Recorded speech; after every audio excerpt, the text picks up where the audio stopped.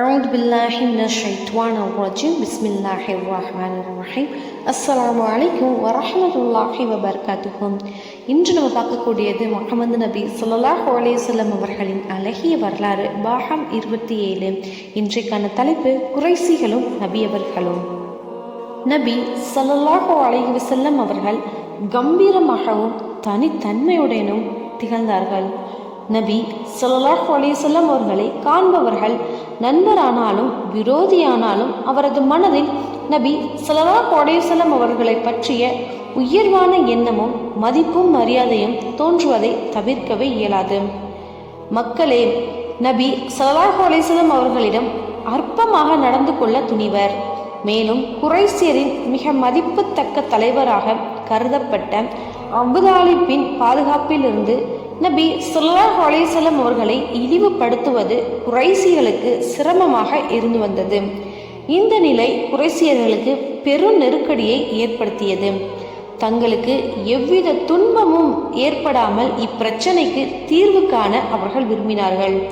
நபி ஸல்லல்லாஹு அலைஹி வஸல்லம் அவர்களின் காப்பாளரான அபூதாலிபிடம் நுட்பமான முறையில் அச்சுறுத்தும் தோணியிலும் பேச்சுவார்த்தை நடத்தி அவரை தங்களது கோரிக்கைகளுக்கு இணங்க வைக்க முடிவெடுத்தனர்.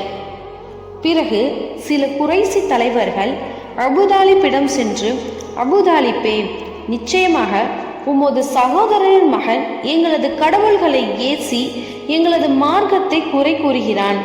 எங்களில் உள்ள அறிஞர்களை மூடர்களாக்கி எங்களது மூதாதையர்களை வழிகெட்டவர்களாக்கி விட்டான். நீரும் அவருக்கு எதிராக எங்களது மார்க்கத்தில் இருப்பதால் இவ்வாறான செயல்களில் இருந்து அவரை நீயே தடுத்துவிடும் அல்லது எங்களிடம் ஒப்படைத்துவிடும். அவரை என்ன செய்வதென நாங்கள் முடிவெடுத்துக் கொள்கிறோம் என்றனர். அபூதாலிப் அவர்களை சமாதானப்படுத்தி அனுப்பி வைத்தார். இந்த சந்திப்பை குறித்து அபூதாலிப் நபி ஸல்லல்லாஹு அலைஹி வஸல்லம் அவர்களிடம் எதுவும் பேசிக்கொள்ளவில்லை. வழக்கம் போல் நபி ஸல்லல்லாஹு அலைஹி வஸல்லம் அவர்கள் தங்களது அழைப்பு பணியை செய்தார்கள். இதை கண்ட குறைசியர்கள் கோபமுற்று மறுமுறை அபூதாலிப்பை சந்திக்க நாடினர். இம்முறை மிக வன்மையாக கண்டித்து பேச வேண்டும் என முடிவு செய்தனர். பிறகு குறைசி தலைவர்கள் அபூதாலிப்பை சந்தித்து, அபூதாலியே, நீர் வயது முறிந்தவர், எங்களது மதிப்பையும் பெற்றவர். நாங்கள் உமது சகோதரன் மகனை தடுத்து நிறுத்த கோரியும் நீர் அவரை தடுக்கவில்லை. அவர் எங்களது மூதாதையர்களை திட்டுவதையும் எங்களது அறிஞர்களை மூடர்கள் ஆக்குவதையும் எங்களது கடவுள்களை குறை கூறுவதையும் கண்டு நாங்கள் பொறுமை காக்க முடியாது. நீரே அவரை சரி செய்துவிடும். இல்லையெனில் நமது இரு கூட்டத்தால் ஒரு கூட்டம் அழியும் வரை உம்முடனும் அவருடனும் நாங்கள் போர் செய்வோம் என்று மிரட்டினர். இந்த எச்சரிக்கையும் அச்சுறுத்தலும் அபூதாலிப்புக்கு நெருக்கடியை ஏற்படுத்தியது.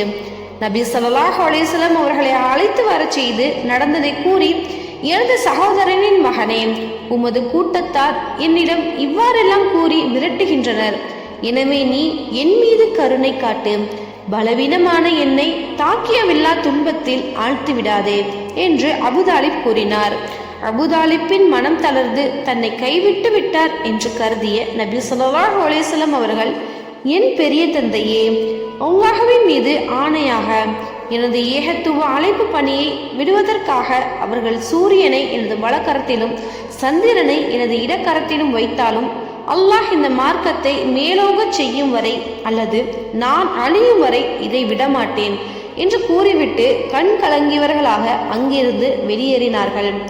பிறகு அபூதாலிப் நபி ஸல்லல்லாஹு அலைஹி வஸல்லம் அவர்களை அழைத்து, என் சகோதரனின் மகனே, நீ விரும்பியதை செய்து கொள். அல்லாஹ்வின் மீது ஆணையாக எந்த நிலையிலும் எவரிடமும் உம்மை ஒப்படைக்க மாட்டேன் என்று கூறி சில கவிதைகளையும் பாடினான்.